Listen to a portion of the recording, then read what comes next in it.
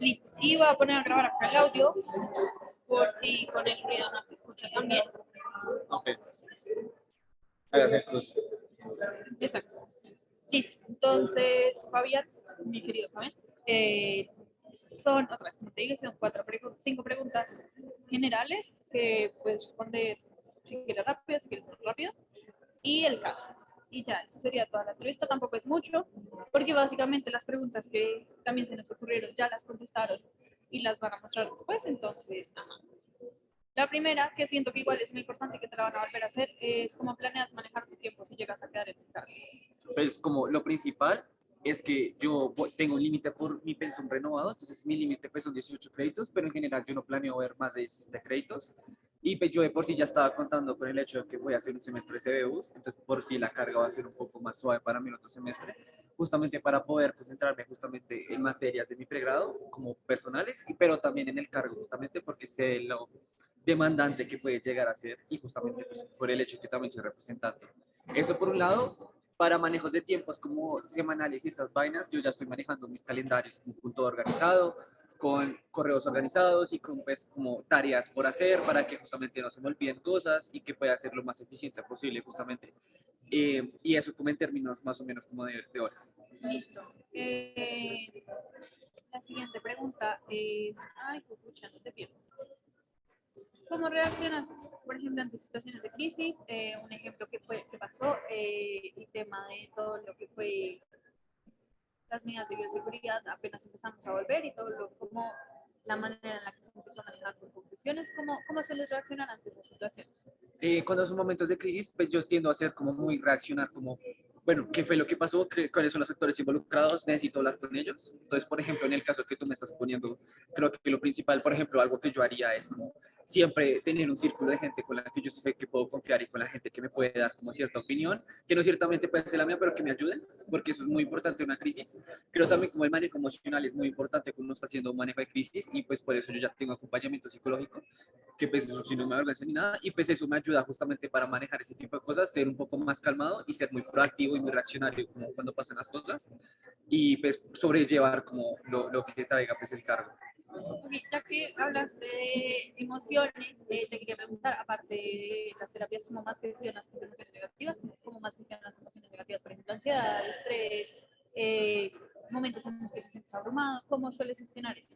Pues yo generalmente somatizo mis emociones justamente con mucho como con sobrecarga y eso sé que está muy mal, pero justamente por eso es que yo ya estoy llevando como el acompañamiento psicológico para justamente tener como mucho más claro las visiones como desde mi apoyo emocional y en general siempre yo que yo siento de mis amigos, de mi familia en general, siempre es muy grande para mí y en general pues como ellos saben todo como lo que lleva el cargo, saben por ejemplo los apoyos emocionales que tuve que tener cuando fui veedor, entonces creo que han sido un apoyo muy grande y que me han sostenido y que pues pueda que yo sea mucho más neutral y mucho más proactivo y haga cosas cuando estoy en momentos de crisis.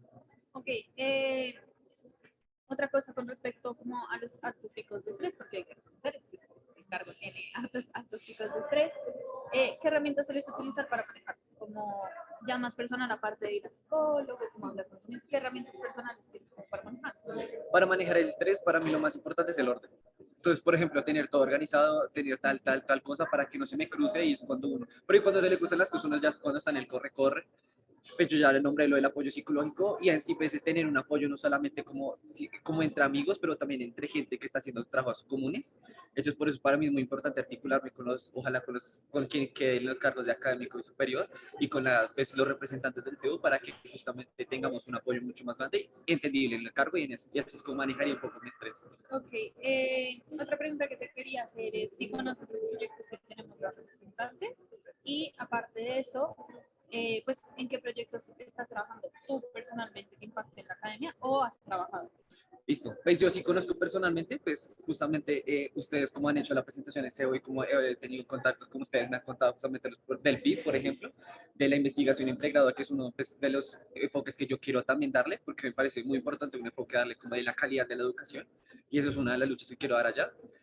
Conozco, por ejemplo, los enfoques de diversidad e inclusión que le dio María Fernanda, entonces eso para mí es muy importante porque creo que uno de los que también quiero trabajar es diversidad en su sentido amplio de la palabra.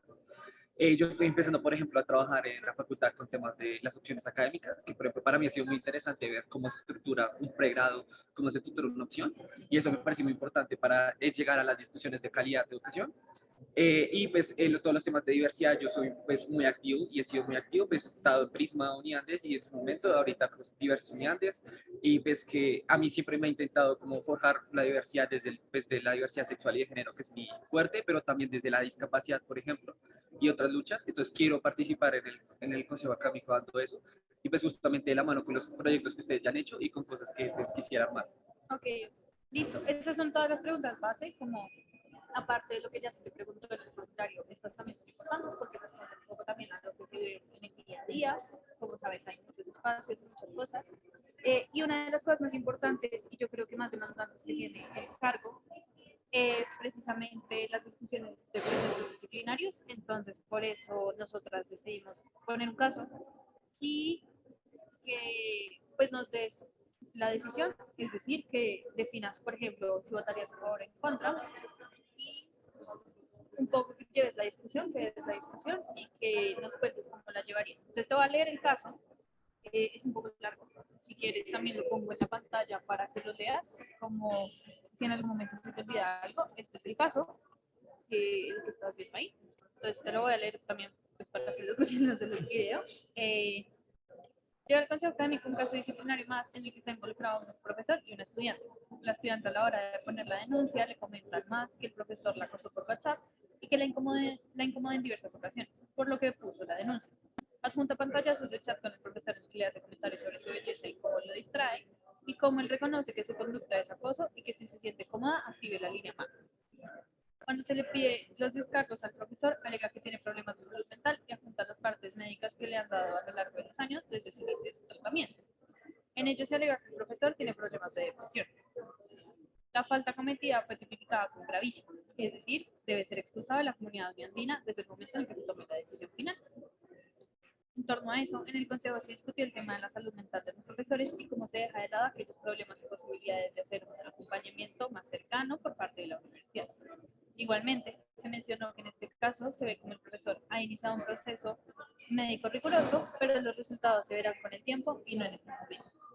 Frente a esto, tú, digamos, persona que estaría ahí, eh, confirmarías la falta y apoyarías la expulsión o darías otro tipo de discusión. Entonces la pregunta es sí, no y por qué. Te puse sí, no, porque usualmente lo que pasa en ese caso es que la votación es de sí y no. O sea, o rectificas la falta o la falta se baja.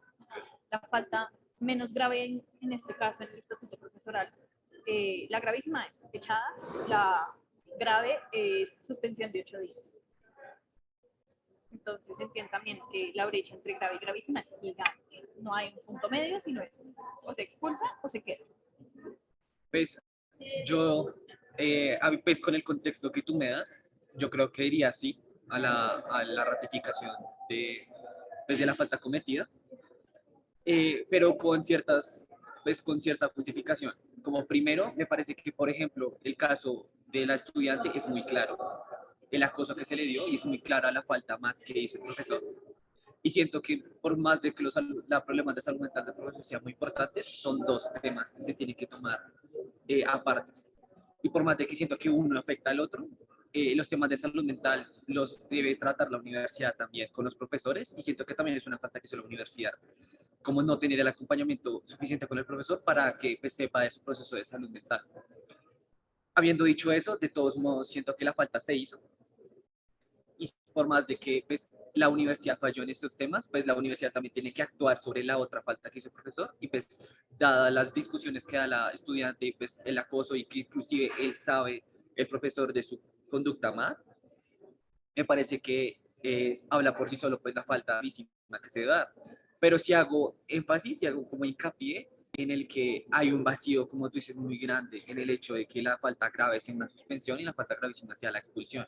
Como es cierto que debe haber de todos modos un intermedio para que en este tipo de decisiones que son mucho más difíciles, por lo que el profesor apela a salud mental cuando se le está haciendo como un proceso de acoso, puedan hacerse otros tipos de reparaciones para que sean justamente justas con la víctima, pero que también tengan reparaciones en términos de lo que no hizo la Universidad de Salud Mental con el profesor. Así pues no se dejan los dos lados como débiles, como no se hace o lo uno o lo otro, sino que se gana ambos. Eso me parece importante. Sí, esto lo trajimos precisamente porque el estatuto profesoral tiene ese vacío. Mm. eh, y en ese momento, cuando se dio la discusión, se habló también de que nosotros estudiantes tenemos más puntos medios y más matices en estos casos disciplinarios, pues, y es claro que se el reglamento, pero los profesores no. Entonces, la toma de decisión fue muy difícil precisamente por eso, porque era el profesor, aparte de tener estos problemas, tiene otros problemas, por ejemplo, con la bebida, o sea, tiene alcoholismo a causa de su depresión, y esto lleva a que falte a otras cosas. Y por eso la falta se tipifica gravísimo, porque en general son varias las causales para que sea gravísimo. Sin embargo, esto es lo más difícil del caso, sobre todo porque es una conducta más y tomar decisiones frente al más siempre suele ser complicado, sobre todo por la lectura emocional del caso. No sé si quieras agregar algo más acá, Pues o si... a mí de pronto como recalcar de todos modos, como a mí yo, la forma en que yo veo la mayoría de estos casos es en la falta. Uno siempre tiene que ver también el contexto de la persona, el victimario también, pero por ejemplo en este caso yo nunca justifico, por ejemplo, un acoso, o yo nunca vería el acoso como justificado por un alcoholismo y no, no lo que estás diciendo para nada. Pero, por ejemplo, yo siempre lo veo por ese tipo de estilos, pero es que siempre ratifico que son dos cosas. Que por más de que van de la mano, yo no puedo juzgar a la persona en casos de acoso por el alcoholismo y no puedo juzgarle el alcoholismo por el acoso. Pero es que, por ejemplo, yo rectifico esa decisión de gravísima, pero de todos modos, obviamente uno, pues hago hincapié también en el hecho de que uno tiene que tener un amplio contexto de todos estos casos para tomar unas decisiones y que pues, recalco que me imagino que cuando ustedes estuvieron en eso, pues tuvieron como todo el backstory, tuvieron esta vaina y pues por eso es que me parece muy importante también en el momento que obviamente yo tenga todo el contexto para tener una decisión informada.